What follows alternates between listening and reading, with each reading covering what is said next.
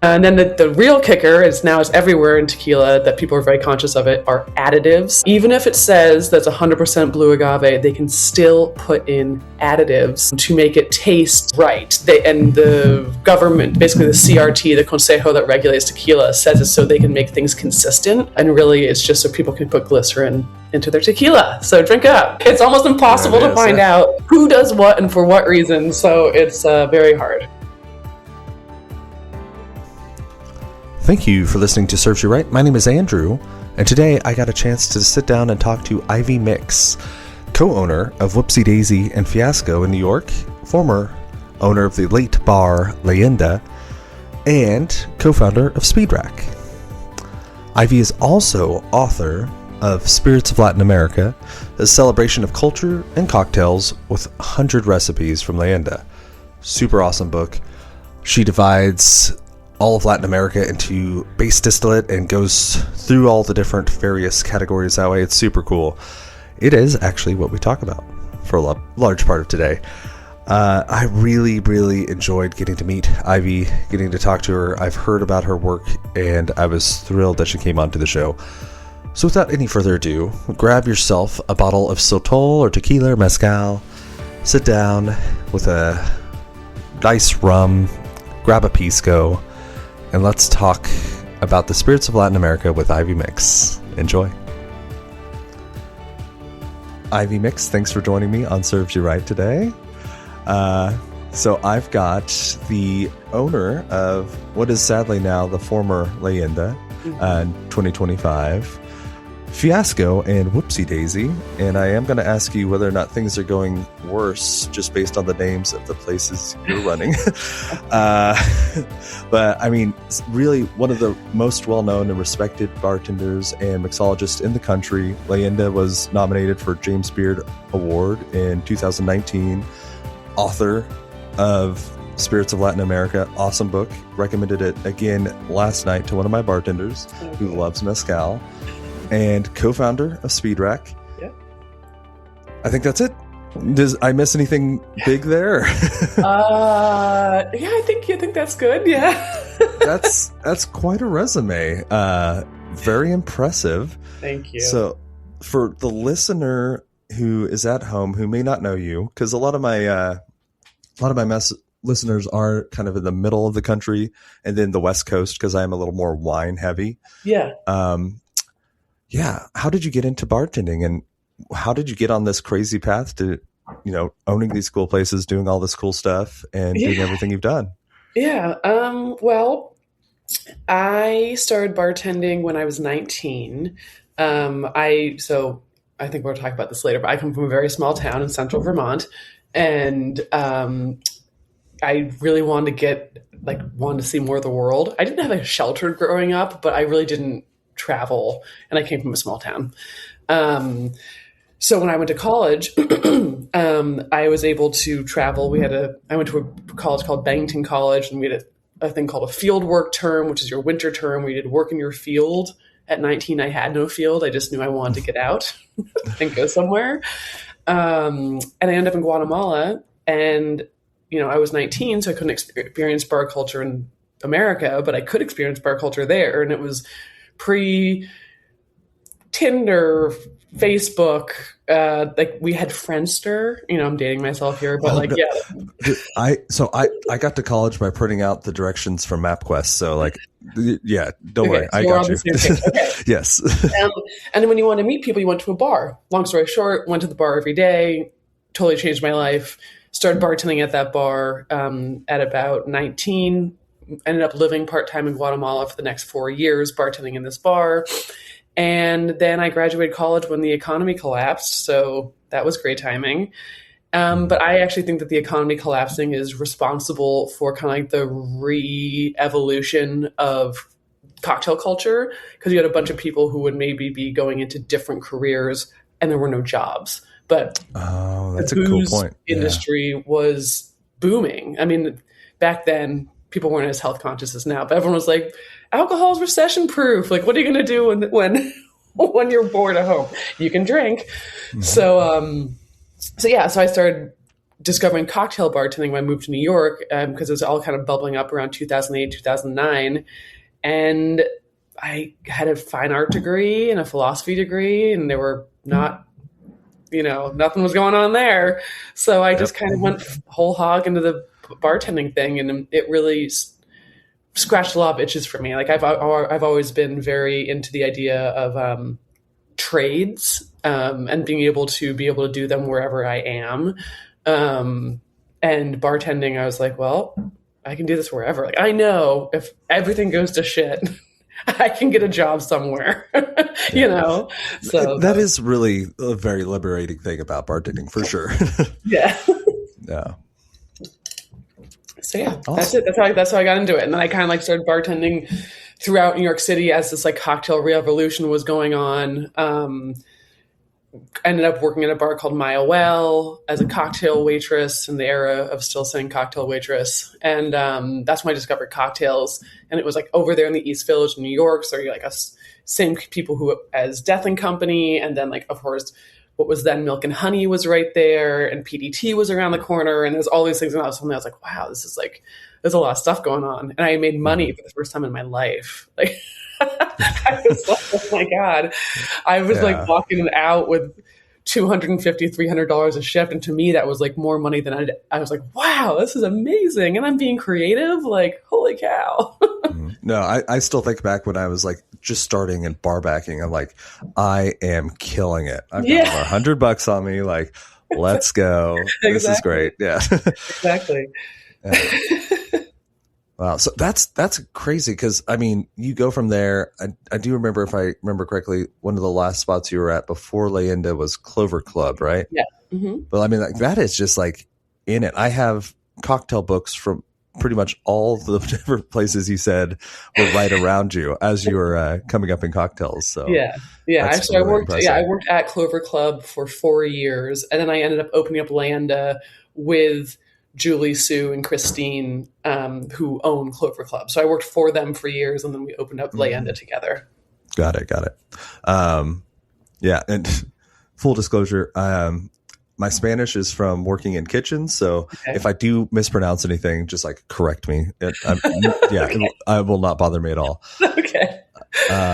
That's really cool. One thing you didn't touch on in your kind of genesis fully, and it's something that really resonated with me because I've dealt with this. I'm from the middle of nowhere, Texas too. And you didn't really touch on how small where you were from is. Yes. Yes. Very like small. 700, 600 people or something like that. When I was growing up, it was like 800 people. And now it's like 1,100.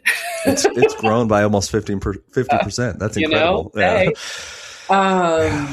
But yeah, I grew up in a very, very small town. Everyone, I mean, unlike knows everything about you. Everything about me. My mom owned like one of the few businesses in town. My dad is like an eccentric glass blower. So like I'm an identical twin. So we kind of like stood out a little bit. Sure. I guess like every kid thinks you stick out, and like more than anything, Vermont is like the least diverse state in the whole country. It's like the whitest and the oldest, and there's this, everyone's kind of like a version of this, and I really had a desire to kind of see anything else. Like there's a lot of socioeconomic diversity in Vermont, but there's not a lot of like even like religious diversity. It's like very, very just white, waspy. Monochromatic. Yes. And I really want to get out. I was like, I want to see like anything else than I mean, I've always had like a wanderlust. And to me, like bartending also has allowed me to see the whole world. And that is like a huge benefit to me. And if you're a nerd like I am, and you want to go deep down the rabbit hole of spirits, like, I mean, that's my book. There is no bottom. America. Like, there's no, and you can understand the whole world based on what people eat and drink. And I think that is the most interesting thing about it. Well, I think, that's a great way to start getting into the book. What really struck me, because if I were to categorize the different regions of spirits in the world, I think the ones in Latin America are probably the most confusing. I mean, you've got rum in there, and rum itself is this anachronistic chaos, Yes. which you deal with. No rules. There are no rules except for the places where there are tons of rules, but those are French, and who cares? And it's like, oh my God.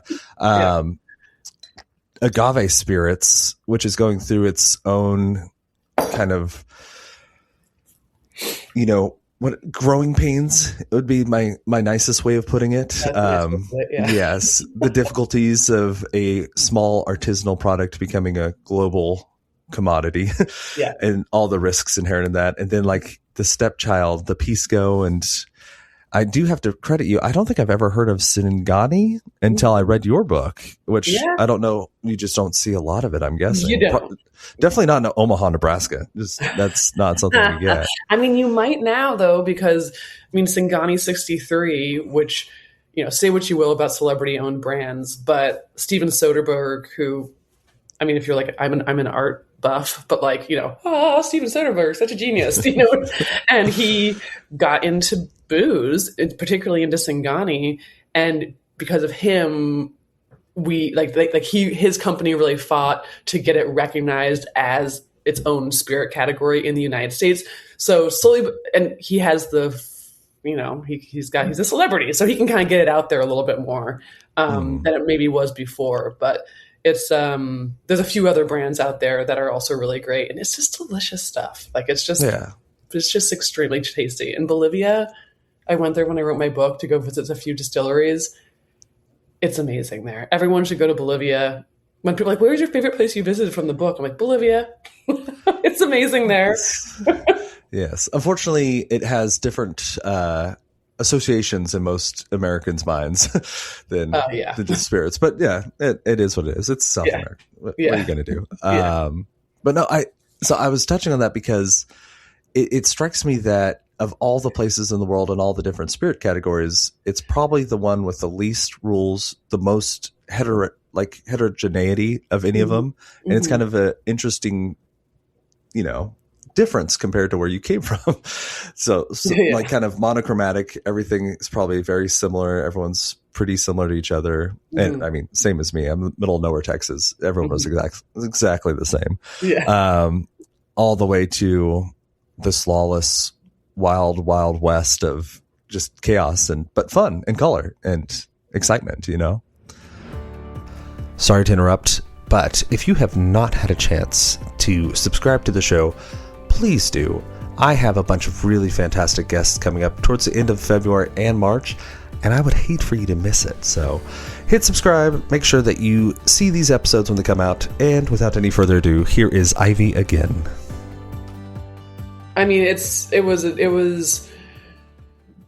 Writing a book is so hard.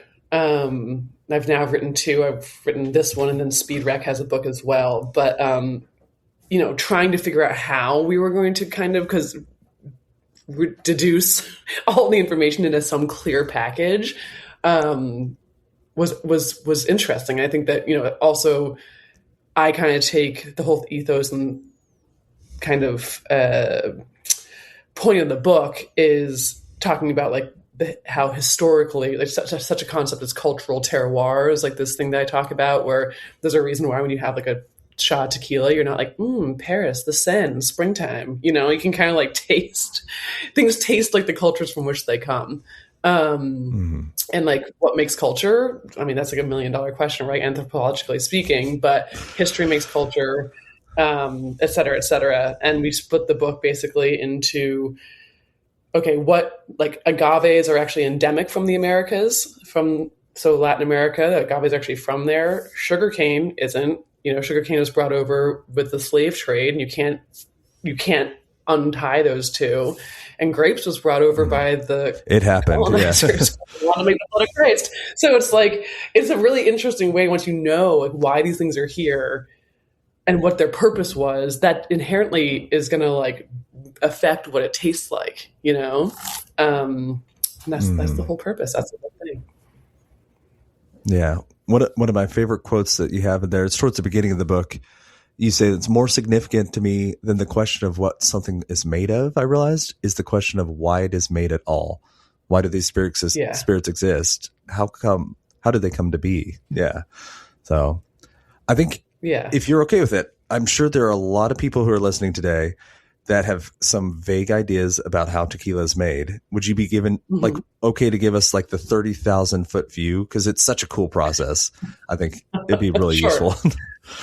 Sure, Yeah. sure. Okay, so I can give like a the cruising altitude definition. Okay, so long story short, as I said, agaves are endemic from the Americas. Tequila has to be made of a plant called the blue Weber agave, but it only has to be made of 51% of this blue Weber agave.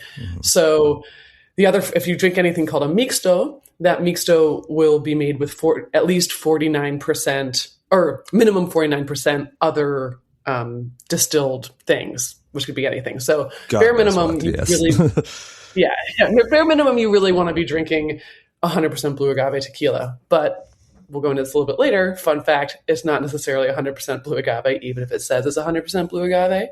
So agaves are in themselves like these kind of prehistoric, prickly sea urchins, like land urchins. They're very, very prickly. Imagine like a big pineapple, and that's actually what they call the inside of a agave. They call it a piña or a corazón or heart.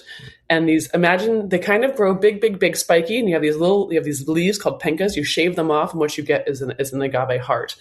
And in tequila production, you have to then cook this agave, as opposed to something like a brandy. Like if you have an apple and it falls off the tree and there's some water around and it rots, kind of, it's going to ferment, right? Yeah. Agaves won't Grapes. do that. Yeah. Grapes, fruit, A grape sugar. breaks, and you've got right there. Yeah. Exactly. Grape breaks, and like fermentation just starts happening, right? Because there's yeast all around us and there's water with that sugar that makes the grape. With agaves, you have to transform those starches into sugars, and you do that with heat. So you have to cook the agave. In the case of tequila, you steam it. But hopefully you're making the agave ripe. So the analogy that I use is that you plant the agaves, they grow basically 95% of all blue agaves made in tequila production are grown in Jalisco, the state of Jalisco in Mexico. There are 4 other states as well you can grow agaves in and make tequila in, but most of it happens in Jalisco. I used to remember them from like my SOM test, but you only need Jalisco. You don't have to. Yeah. Yeah. I mean, you can, and it's congratulations if you know them, but like Jalisco is kind of where the epicenter is. Right. And the problem happening now is that people are not growing their agaves to full maturity. So the first step is you want to have 100% blue agave, right? Hopefully that's at least minimum. Second step is you hopefully have mature agaves that are making your tequila, because just like if it's winter and you go to the farm and you go to your supermarket and you're like, I want a peach. And you go to the supermarket, you buy a peach. Peach is hard as a rock. You stick it in a paper bag on your counter. It rots, basically, gets soft enough to eat, and it's kind of peachy, and you're like, okay, this is kind of a peach. And then 6 months goes by, and you go to your farmer's market, and you pick up this peach, and the peach, you pick it up off the counter, your nail pierces the skin, it's juicy as hell, it's the peachiest peach you've ever had in your life, because it's ripe. Go figure. You want ripe agaves also, right? But unfortunately, that's not happening all the time. It's very hard to know who is doing ripe agaves and who isn't. But that's the next thing. Then you have to convert the starches into sugars. Traditionally, you do it in big, huge brick ovens. Imagine like a massive sauna. You jack it full of steam, and they cook for like anywhere from 48 to 72 plus hours. Slow process, right? The next process is you use something called an autoclave to cook them if you want to. It's a bit quicker. It's a big pressure cooker, just like a pressure cooker in your kitchen. You add pressure, you add heat, it's going to cook more quickly. Okay?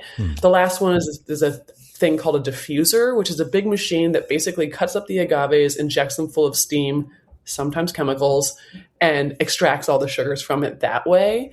Kind of cooks and extracts at the same time. Most tequila nerds will be anti-diffuser.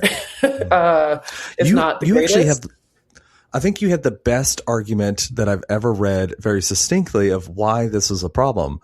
And the analogy of imagine it's Thanksgiving dinner, Yeah. and like, did you wake up early and slow roast the turkey, or did you cut it up and microwave it? And like, I read that and I was like, I am going to steal that for my guests. Yeah. I love that analogy. Like, but it's perfect. It's true though, right? Like, is it still Thanksgiving turkey? It sure is. It's definitely still Thanksgiving turkey. You can't say it's not. But does it taste good? Like, no, it's like rubbery and gross and, ugh, so exactly. So ideally it's stone oven. Autoclave also can work. Anyway, then you have to crush up the agave to get, because our agaves are kind of like artichokes. Sorry, I know you said 3,000. You can't make me shut up on the subject. So this is fine. Yeah, we can go on further. This is good. Agaves are actually more, people think agaves are cactuses. They're not. They're more related to the lily family. And they're actually very similar to artichokes. So if people are like, well, what's it like to cook an agave? I'm like, have you ever tried to eat an unsteamed artichoke?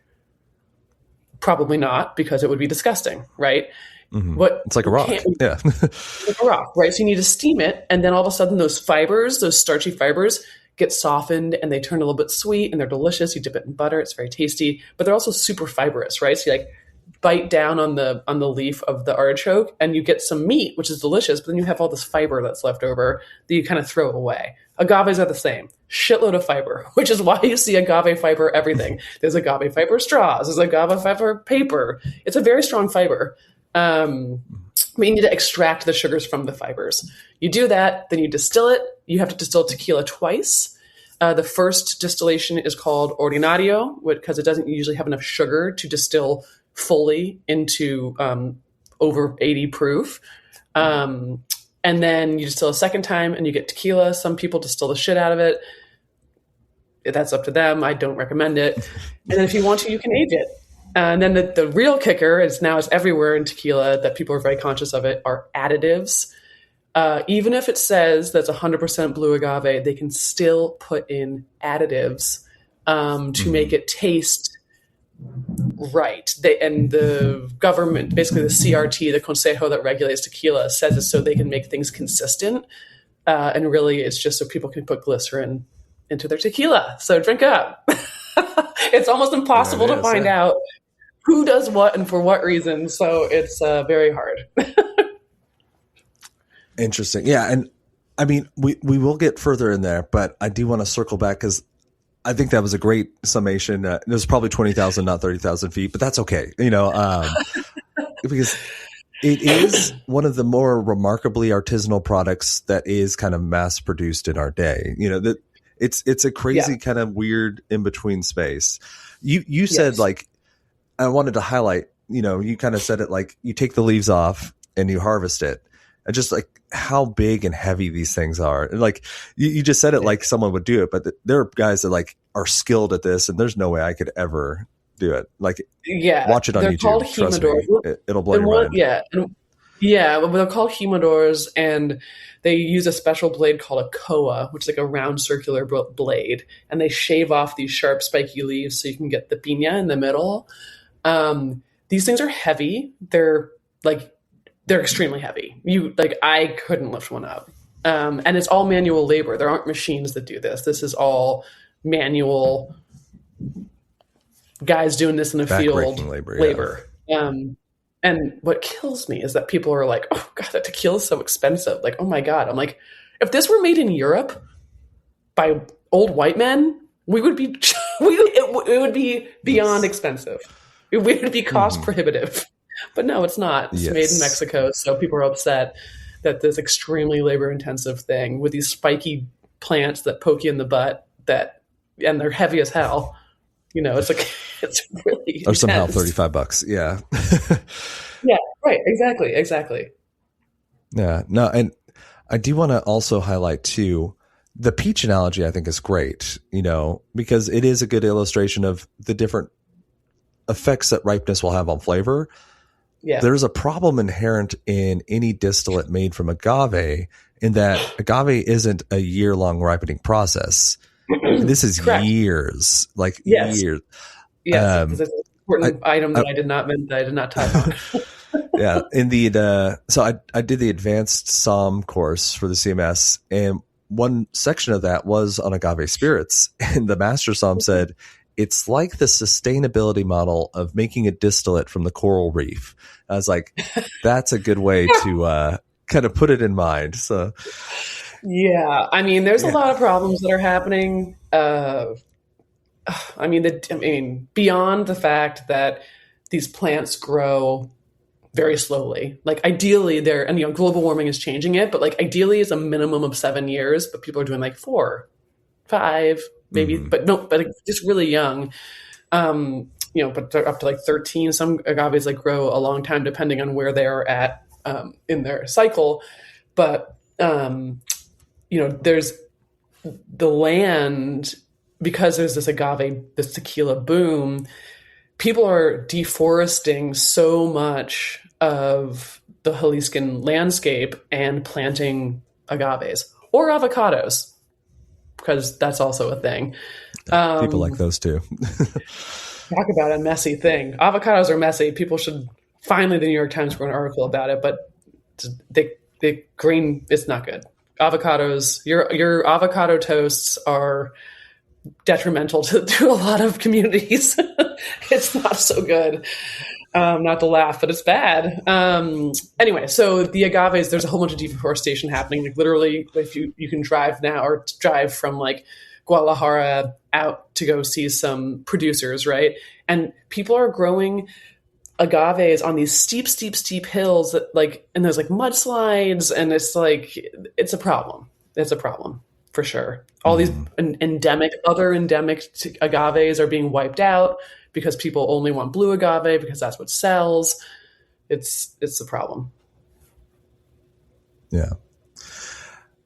Just so we're not the like all the problems of the spirits of Latin Gloom America. and doom. I know it's so negative, but it's true.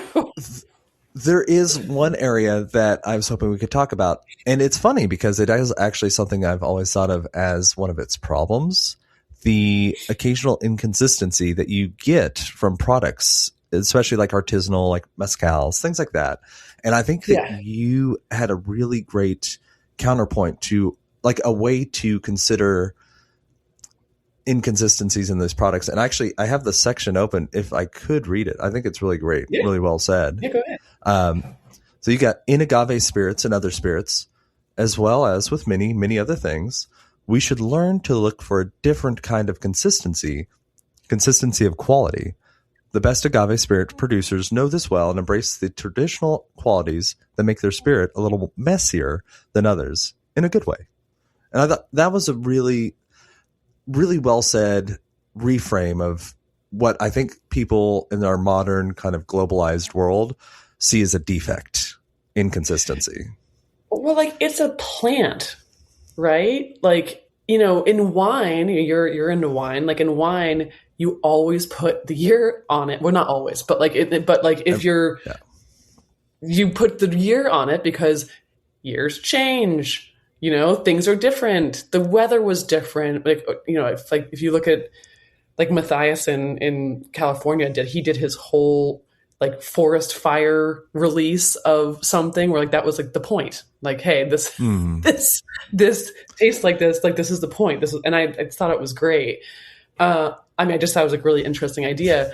In spirits, probably because of vodka, or people just want it all to be the same. And it's like, because it comes from a plant, it's very difficult to make it the same. Your quality can be the same, but that comes from the maker, not from the plant, Mm-hmm. Yeah. No, and it's weird. There always does have to exist this tension between typicity and quality, because there's got to be some standard we're aiming for, or otherwise Steve Mathiasen and his Smoke Wine 2020 will, if like that's all he releases every year, then it's like we're probably going to stop drinking Mathiasen and go somewhere else. It's like, okay, this guy's only making smoky wines. This is not what I'm going for. Right. Right. I mean, yeah, I think that it's something very like, I think we're breaking away from it. I think it started happening years ago. I think like luckily people are interested in tequila and mezcal and other things because of its uniqueness, with heavy air quotes, I want to say. But we're in the era, we entered the era years ago of Etsy. People like to know where their things come from. It's like, oh, like, I think that people are more, there's a certain subsect of society who's not like, why does they don't know. They don't really know. Like a bottle of tequila ocho from a different field from this year compared to a tequila ocho from 2011 when it came from a completely different distillery and different field. Yeah, it's going to taste a little different in the notes, but like your average consumer is not going to be like, well, the other one had strawberry notes and now I'm so upset about it. Like, and the distillates are really good, so that's the thing that you can taste and be like, yum. Sure. Delish. Well, I do want to make sure we get to a little bit of the rest of the book. There are two different drinks I wanted to ask you about in the tequila section. So I'm probably going to mispronounce it. Cabezazo. I think, yes, this is, so I often will skim through kind of the introductions to recipes, online, anywhere. And I'm so glad I didn't here, because this is one of the funniest things. Like, is this a true story? And can you tell us the story of this drink? Yeah. So it means headbutt in Spanish, or it means like knockout, but or like a header. Like if you're watching a soccer match, like, oh, cabezazo, like that. Okay. When they headed it into the goal. Okay. And to be perfectly honest, this is a slight adjustment from a true story, because the true story comes from I'm going to be as vague as possible. There was a bar opened of famous, like very highly acclaimed bar opening. And there were some partners, and the partners did not necessarily get along. And there was a party after this bar had opened. Everyone really thought that they were really great. And there was a different party somewhere. And then one of the partners headbutted the other partner. And that's the real story of what the cabezazo was inspired by. And I think that's vaguely enough said that no one can figure out what that is, but perfect. Okay. I had to ask. Yeah. I had this backstory in my head of like, maybe there's some love interest, maybe who knows, but yeah. Maybe. Who knows? But it's a delicious drink. It is a delicious drink. And if you ever want to laugh, like go onto the Amazon comments about the spirits of Latin America, and people are like, who the fuck can make these drinks? Like, what are these ingredients? Like, I just get ripped apart on people not being able to make it. I'm fine with it. Like, they're fancy ass cocktails. I don't care. But the cabezazo is one that people can make. It's like, you can get the ingredients to make the cabezazo. You can go to a store and buy them, and you'll be okay. Yeah, I mean, that's a good point. Because the other one I was going to ask you about is Tia Mia. And, even I have orgeat on my menu, and I still have to, like, people are like, what is this orgeat? And, like, every single day. Yeah. Yes. Yeah.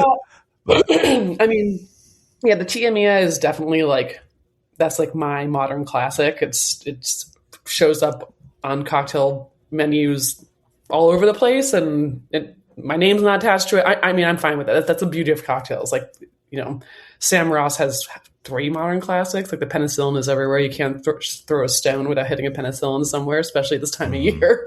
So it's like, that's fine. I don't care that people are making it, but it is an interesting drink because, it's got rum. It's a riff in a Mai Tai, but with a little bit of mezcal. Exactly. And yeah, it's delicious, but orgeat is such an important part of the drink. I use this orgeat by this guy. His name is Tiki Adam. He lives in Brooklyn. He has a company called Orgeat Works. He is a orgeat mastermind. The man is a genius. You can go online and buy his stuff. Highly recommend. It's the best orgeat out there. He calls it a toasted almond orgeat, and what it tastes like is actually like almonds, which so orgeat comes from almonds, but frequently people have it taste like marzipan. It's like fake almond extract, and his actually tastes like rich almonds. So I think it's an important part of the drink. I've had tiamias made with all sorts of orgeat. It's a hard drink to mess up because it's a Mai Tai variation. Like you can't really mess up a Mai Tai either. But Yeah. recommend, if you can, to buy the orgeat work stuff. It's really good. Nice. And I do have to say, just continuing on our weird similarities that I've found, I did a Mai Tai twist too, and I had rye whiskey in mine, and I ran into this problem where I thought about calling it the rye Tai, and then I was like, I don't know how to spell it. So I had a lot of respect for the fact that you did like you rearranged the letters to Tiamia, like, and it made sense. And like, Yeah. I ended up having to just call it Rye Not, which worked, but it's still like, yeah, it's a shout out. Right. What was it? I like rye Tai. See, I did too, but again, how do you spell it on a menu? Do they like you change Is the it like RYE to the TYE? Like, yeah. You'd have to. yeah. Have to, So anyway, I did it. It didn't look quite right, so I just gave up. yeah. Yeah. But yeah, that's a shout out. You are very good at naming these cocktails. I'm sure that not all of them are your names, but I am fantastic names. I'm not. Yeah. I know I'm really bad at it. I have a list on my phone of like if I ever hear something like that's a good drink. But to be perfectly honest with you, my twin sister names 75% of my drinks. I think not the Tiamia. That was me. She has a good naming ability. That I was very impressed. I guess get lost. I'm like, unless it's like a super esoteric, like the Cabe Sasso, like there's a story behind it, right? But like sometimes it's just like, oh, I have to make a drink, especially like in the ending years of Leyenda. Like we did, like my staff always submit drinks to the menu. They're in the book as well. Like they're not all my cocktails, but. And I would always just be stuck with like, well, we have a hole to fill, and like you better go make a drink for that to fit that hole because that will bounce out the menu. And they were always just like pretty like easy but delicious drinks, But like for instance, like the Say Anything, which is in the book, which is like a spicy margarita meets like caipirinha watermelon riff. Total layup. Like no one doesn't like that drink. It's watermelon, Aperol, cachaça, jalapeno tequila. It's just very tasty. Yeah. Lime. Which I really like the idea of the watermelon and Aperol. Like that was a cool, like, I was like, oh, I bet that's good. Because it's not going to be overly sweet, No. I love putting Italian bitters like aperitivos or stronger with different fruits like passion fruit and Campari. It's delicious. Yeah. And if you are jumping there, let's talk a little bit about sugar. I think in the rum land, I thought it was the coolest thing in the world. I did not realize how fabulously expensive sugar was before the beginning of the slave trade and the sugar production in the New World. Like, I think $10 for a gram or something is what you said. Yeah. Which is like that's cocaine. wild. Crazy. Yeah. People are like, give me a bump. Yeah. No, it's nuts. Which, I mean, I think it's useful to remember why the whole like sugar plantations and all that happened, like how rare it was for sweet products to exist before any of this New World discovery there's a reason that people loved sweet so much. Yeah. Everyone loves sweet. Like, I mean, like think about kids. Right? Like they don't have any horrible vices yet, hopefully. They just want something sweet. Like they're just like we are designed, and there's all these studies as to why, like for our metabolism, like back before we had all this processed sugar, like sugar is important to make us live. It's the gas in the tank that powers the engine. But it is. Yeah, it was very valuable stuff, especially just like sugar, white sugar. People had honey. Like mead is one of the first things that people were drinking, but yeah, sugar was very difficult, and it all started because people started, going out. Well, it didn't all start. It started for Europeans when they started going out and colonizing places, and then that's when the spice trade started happening, and like people were trying to experiment with growing different things in different parts of the world. And that's an interesting thing about the book, right? It's like where people tried to grow things, like when like the Spaniards came over and they had grapes for making the blood of Christ. They're trying to plant it in Haiti, and it's like too damn hot. You can't. Yeah, it's you not can't gonna work. grow those. Not gonna work. No, you can't do that. Sugarcane. Well, you can make great. some. Yeah, you can make some really, really low quality distillates if you're lucky, but no, probably not. Yeah, It's just but not that's gonna why work. they had so much success when they finally went down to South America. They've colonized further and further and further south, and then it gets colder and colder. They're like, oh, it's a little bit more like Spain here. Let's grow some grapes. Sorry to interrupt. Me and Ivy did lose connection, but I thought it'd be a great chance to ask you, if you have not, please leave a comment on the show. It means the world to me, and it really does help me reach more people. We got connection back, and we jumped right back into it, so here we go. I thought we could get into kind of the different styles of rum, and I was thinking like elevator pitch, the Jamaican versus the cachaça versus the French Martinique and all that stuff, because I think that'd be useful, because until I read your book, and I've read these things before, I've heard them before, and it's like I will never remember the differences. I don't know. It's like, because it is like just all over the place. It is. So rum really has no rules as like a wide arching category. If it says a number on the bottle, you don't know what that number means. Is it the average age of the rum? Is it the oldest rum? Is it the youngest rum? Is it 1, 2, 3, 4, 5 stars? What do those stars even mean? There's a lot of stuff in there, but there's a few different ways of looking and trying to categorize rum, because the history of rum is so fraught. Fraught because, especially with Latin America or like in the Americas made rum, it is inextricable from slave trade. It was literally built on the back of slavery. Yes. Literally built on the back of slavery. So you cannot have one without the other. It's trying to define what rum is can be, like, for lack of a better word, like an extremely touchy subject, So, I made the decision in the book to go to categorize rum based on the location from which the colonizers came, basically. And there's a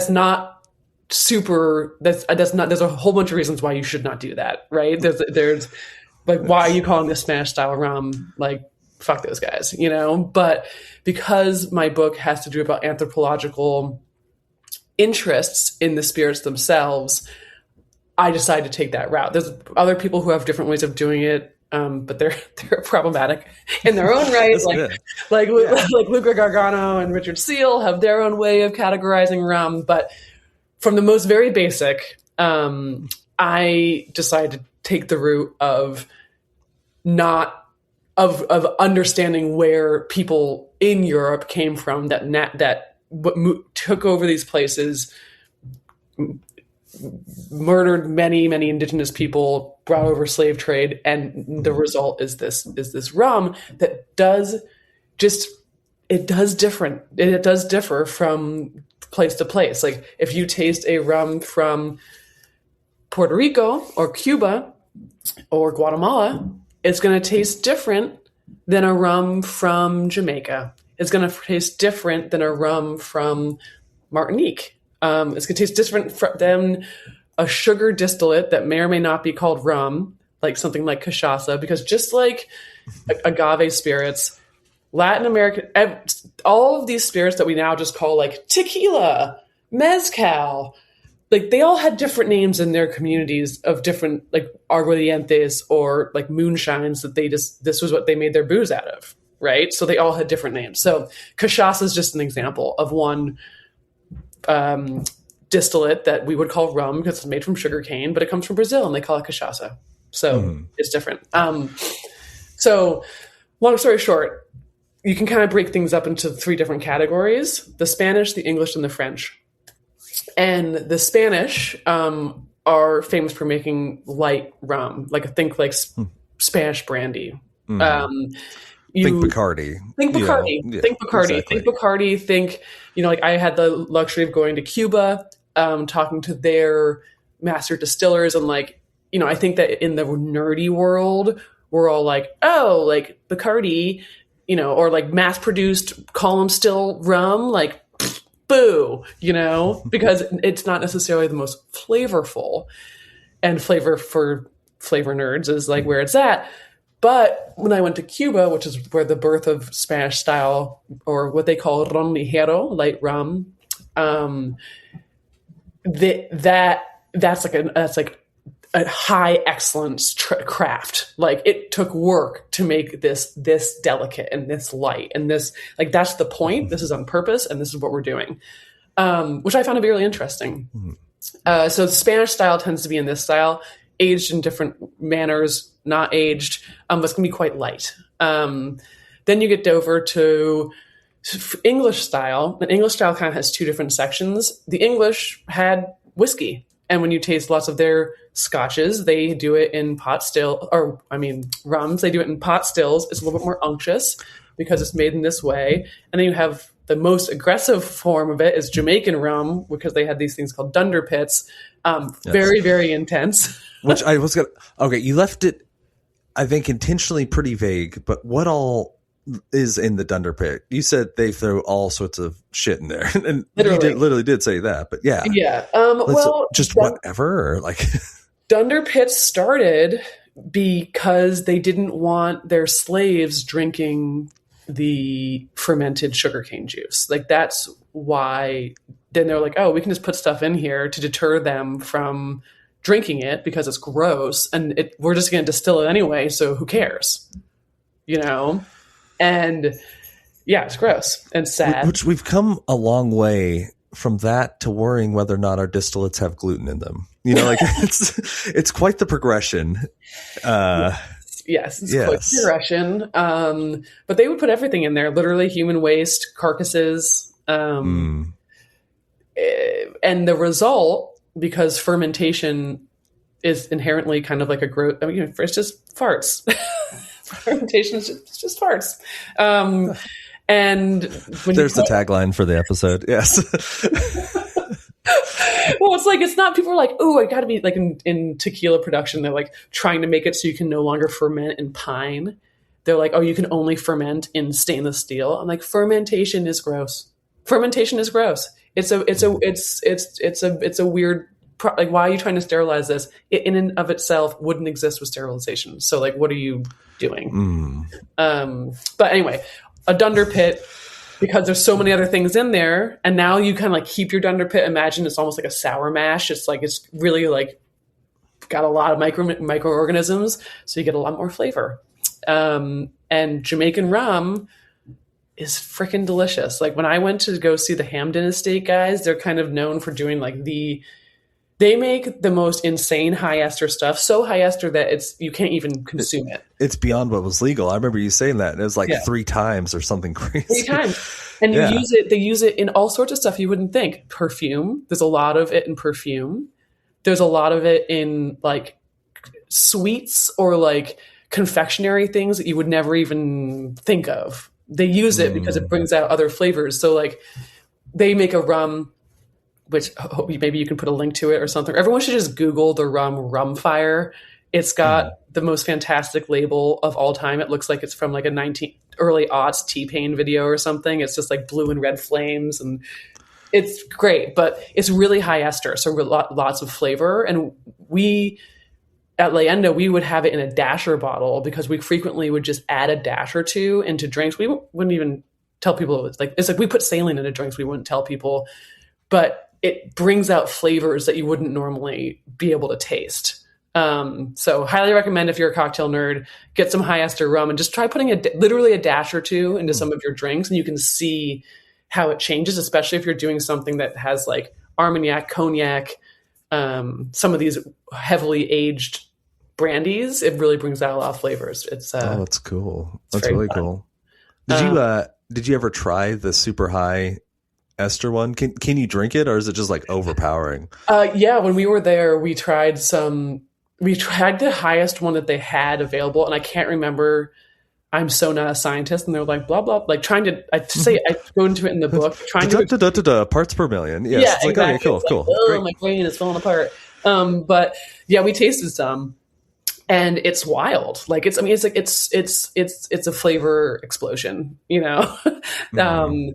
And It's like you're like when you first start drinking and like maybe you have cheap beer and then you get your first taste of scotch or something. yeah. Like it's like, whoa, there's more here in this world than I realized. Okay. You're drinking like it's vodka not soda. just 99 bananas. Okay, No, it's not. No, hey, I like 99 bananas, but it's we all went to high school. It's all exactly. Okay. And then French. Okay, yeah. French So then the other, So the other ones go. So we got Spanish, Ronejero. We've got the English, kind of more Scotch-like, whiskey-like, kind of some like Irish whiskey or whatever, and Jamaican rum, which is like very intense. And then the French have all these islands as well around the Caribbean, and while they were planting sugarcane to make sugar to bring back to France, in France they discovered something called a sugar beet that they could plant in France and make sugar in France and not have to transport it back and forth across the ocean. So this is like a huge thing, the sugar beet. Now they have these islands with sugarcane on them. Like, what are we going to do with all this sugarcane? So they make their style rum, which is called agricultural rum, because rather than waiting...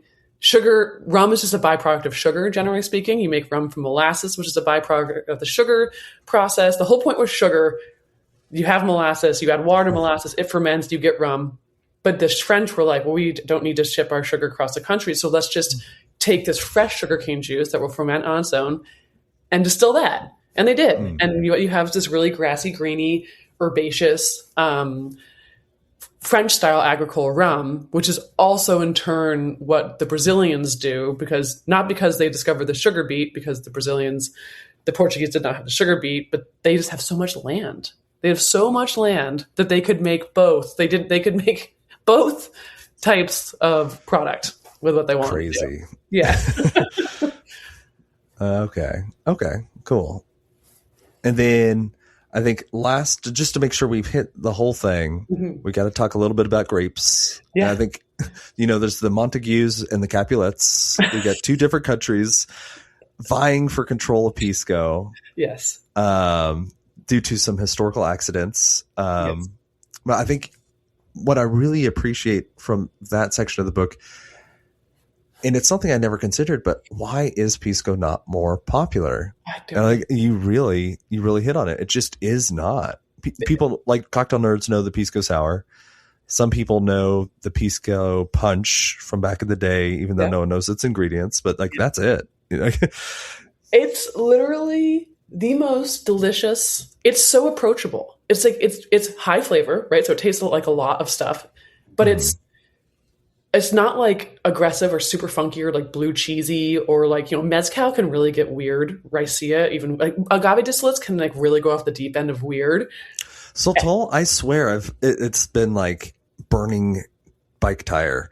And like, like I've used that description without any sense of irony, just like, and I love it, but it's still just like, it's interesting stuff. It's interesting stuff. It's not like, do you want to eat a burning bike tire? Like, no, probably not. You don't like, but Pisco or Singani or what have you, I guess, made out of these super aromatic floral grapes. The distillates, especially in Peruvian Pisco, are so pure, so pure, just because of the way the laws are written out. And it's delicious, slightly floral, a little bit acidic. It tastes like a lot. All the grapes taste like different types of things. You can like really, and like, every year, people are like, so what trends do you see for 20 insert next year here? And I've been saying Pisco for over a decade. I'm like, Pisco, make it this now. Is the year. This is the year that Pisco takes off. Finally. Make it now. It's so good. And it's not that expensive. And it's delicious. I love it. I love Pisco. I saw that you had Camper English come into your bar at one point, and I was wondering, did you ever see his theory of what the Pisco punch is in his Doctors and Distillers? Remind me. I think I heard him say in a seminar once, but I can't remember what he said. Yeah. So he found some other historian whose theory is that the secret ingredients in that drink were just cocaine. And that's what made it so popular. And it was back in the day when that would not have been an unrealistic addition for them to put in there. Yeah. But like, it's one of his central things that, the whole book is about the intersection of medicine, doctors, distillates, and how they all interact. And it's like, well, here's this one famous drink and no one knows what's in it. It was very popular. People come from all over. They loved it very enthusiastically. It's like, oh, maybe. I mean, it makes sense. There's a lot of coca there. I mean, total non sequitur, but I'll tell you this hilarious story. I lived in Peru for like 4 or 5 months. And my mom came to visit me and she's like, let's go to Machu Picchu. And I was like, okay, fine, let's go. We go, we're hiking. I'm with my best friend from college. And my mom starts getting like seriously altitude sick, like beyond. She's like hallucinating. She's throwing up. We're on the top of Machu Picchu. And I'm like, and we decided to take this back route. So we're not like around the general population. And I'm like, this is bad. I don't know how I'm going to get her down.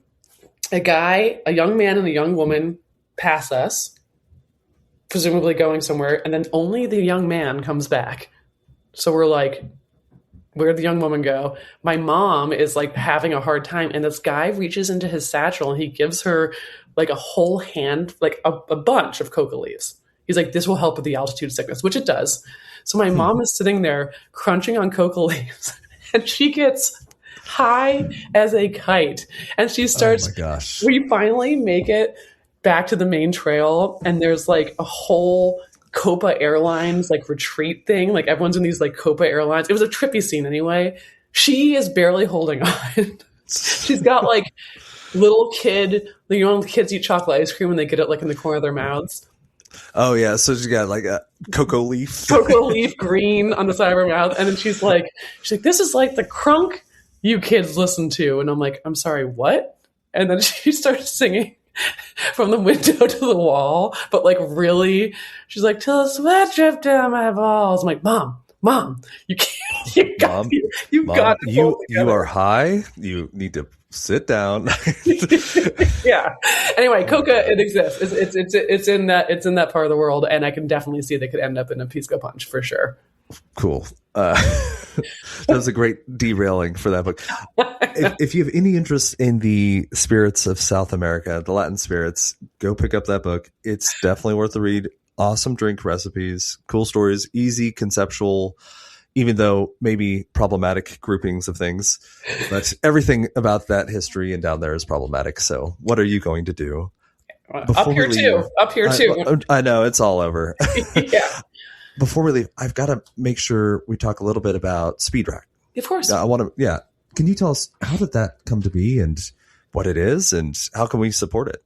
Yeah. So Speed Rack started 15 years ago. Me and Lynette Marrero started it. It started off as a all-female bartending competition and breast cancer charity because we would go into a bunch of bars, like the quote-unquote best bars in the world, and be like, hey, there's like not a lot of people that look like us in here. Like, what's up with that? The Brofest, yeah. Yeah, Brofest. White Brofest, basically. Like a lot of just bros. And I'm sorry, I'm part of it. So I'm part of the problem, but yeah. There's such a thing as allyship, like there is not, I tell them, I'm not like my mom. My mom is like one of those like penis hating feminists. And I'm like, I'm not a non-penis hating feminist. Mm-hmm. Like I'm about inclusion. Mm-hmm. Well, she's also high on cocoa leaves, so whatever. Yeah, exactly. So, but Speed Rack now, so we've been going for 15 years.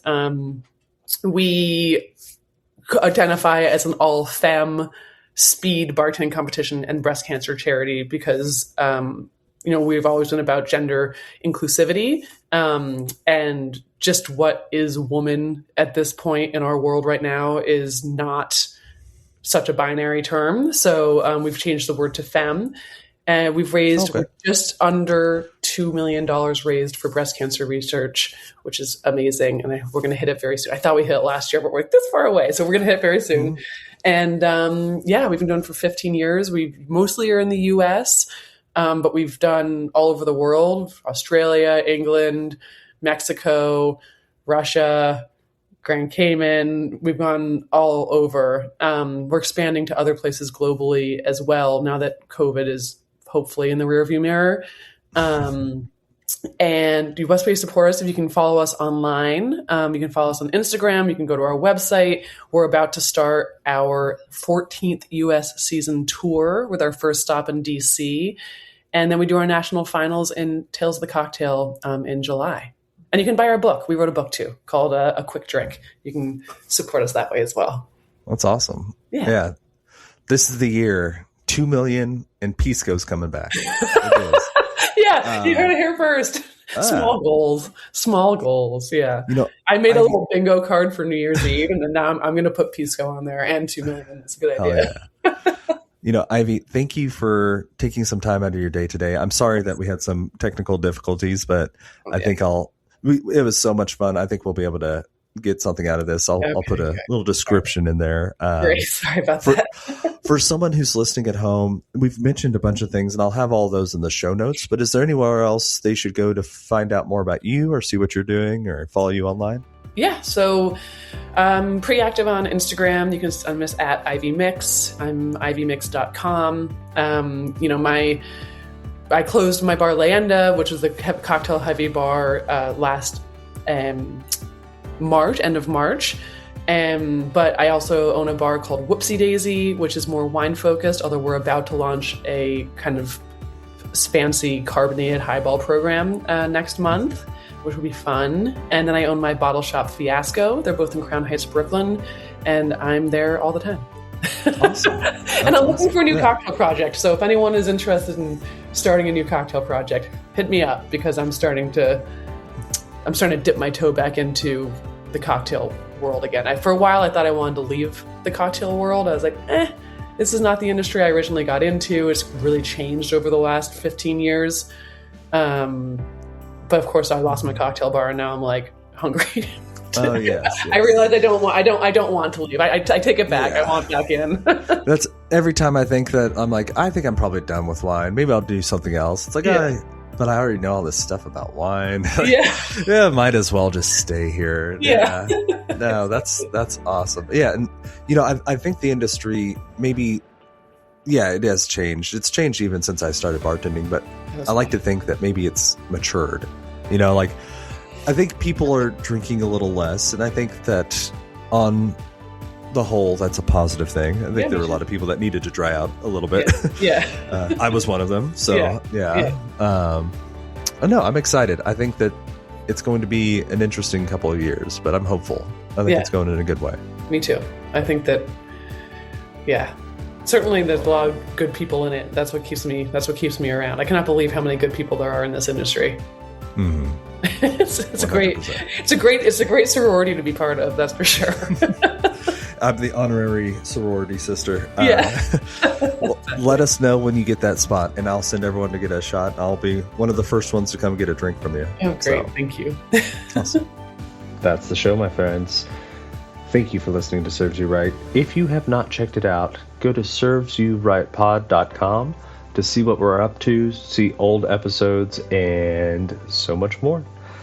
All right. I'll see you next time.